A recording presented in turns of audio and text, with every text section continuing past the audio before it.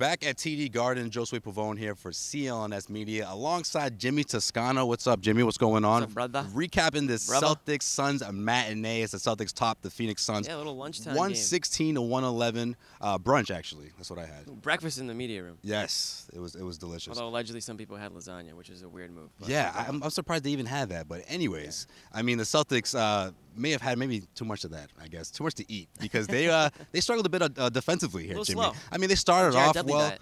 Yeah, Jared Dudley did come in here and made a three. He danced a little bit. But you know what? Talk about him later. Overall, in the fourth quarter, towards the end, the Celtics reeled back and they pulled off a win. But let me ask you this, though. Is that a little bit of a defensive lapse? Is that a bit of a concern moving forward against a team like the Phoenix Suns? Or do you think that it was just sort of the fact that they're playing in the matinee? Yeah, I think it's was a it, little was bit. it the time? Is that what it was? I think it's a little bit the opponent, right? You know, maybe letting the foot off the gas here. We got playing against a team where I think the Celtics were favored by 12 to win, so maybe they didn't come in with the intensity that they would for a Cleveland Cavs game, obviously. I think a little bit was an early game. And I just think over you know, if you get your peaks and valleys of the season, and let's be real, the Celtics, they're going to get figured out a little bit more and more as the season goes on. Your teams are seeing what they do well, how they do things, and they're coming at them, you know, in other ways, you know. And credit to the Suns, they got like 3 7'1" dudes on their team. They've got height, and they have an absolutely elite scorer in Devin Booker, who, as we all know, last year dropped 70 points here. It wasn't really a legit 70, but I would say like 62 legit points here, and another 38 tonight. Or today, I should say. So. The Suns, you know, while they, you know, it's not going to show in the wins column, they do have some skilled players that can do a little bit of damage. Yeah, I like the fact that you brought up the size because I really like the starting lineup that Brad Stevens put out tonight. I think putting Baines in there should be their go-to lineup. I know Brad Stevens after the game talked about the fact that he doesn't have a set lineup for this group. It's sort of a night in and night out basis right now. But I think this group performs better, especially the second unit specifically, when Marcus Morris is coming off the bench. He scored 17 points tonight. Another tremendous scoring night out of Morris, and I feel like because of that, it had a lot to do with that huge run in the third quarter where the Celtics got off to a 17-2 run.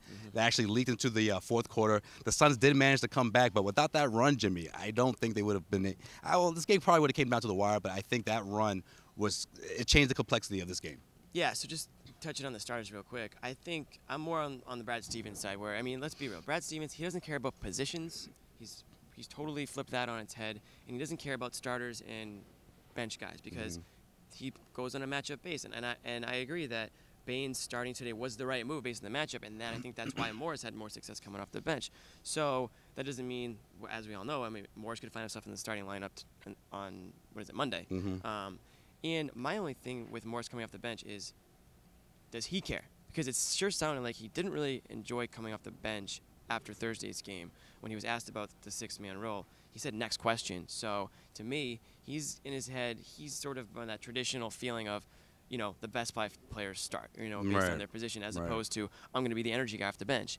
I do like him coming off the bench. I think he does provide that offensive spark that that second unit might lack, especially when you've got Marcus Smart as sort of like your typical 6-man. I mean, what he provides you on defense, not often does he provide you the same on offense, as we all know. Well, Baines finished a +15, so that's certainly an encouraging sign. Absolutely. But I think, obviously, and we've seen this before with Brad Stevens, I mean, the starting 5 doesn't necessarily always finish games, and I think that's something that rings true, whether we're talking about Marcus Smart or Marcus Morris at the end of those fourth quarter, depending how the game plays itself out, right? Absolutely. And, I mean, just to jump onto that fourth quarter, I thought that was, you know, a guy we haven't talked about yet, Jason Tatum. He really, really stepped up tonight in that fourth quarter. And it wasn't like he was draining 3-pointers or anything, but what he did was, or I should say what the Suns did, they put Jared Dudley in, who, Dudley guy, you know, BC zone, Jared Dudley. It looks like he's put on a few pounds over maybe the last offseason or two. A little bit. As soon as he checked into the game, Sam Packard, who I was sitting next to, was like, look out. And Tatum just went to work on him. And he was blowing by him, cutting to the hoop, working around picks, and he was getting to the basket easily and putting up points in huge situations. And for a rookie, 19 years old, who was just playing in the backyard a couple years ago, to be doing that at this stage in his career, I mean, we almost say it after every game now. I mean, he's just so far beyond where he should be, or where he was probably thought to be, where he's getting the ball in these crunch time situations. And it was Tatum Irving down the stretch there, and they put the Suns away. They really stretched the floor too as well because of that production in the fourth quarter. Jaylen Brown bounced back tonight. He had 17 points. You know, good to see the young fella back. That was an encouraging sign as well. Positive side. I mean, when those two guys are playing, for the most part, it's safe to say that the Celtics typically win those games when the two young guys are playing the way they did today. Well, that's going to do it for this Guard Report. Check us out, of course, on Monday night as we should be a good one, right? Should be a very good one. Yes. A little revenge game. Yeah. Little revenge game. The Bucks coming into town. I really like this matchup, Jermaine. Yeah. Those two teams, they match up very well. I agree. Well, it's tough to match up against Giannis, but they'll do their best. Right. All right, that's going to do it here. I am Joseph Pavone. He is Jimmy Toscano. This has been the Garden Report for CLNS Media and Celtics Blog.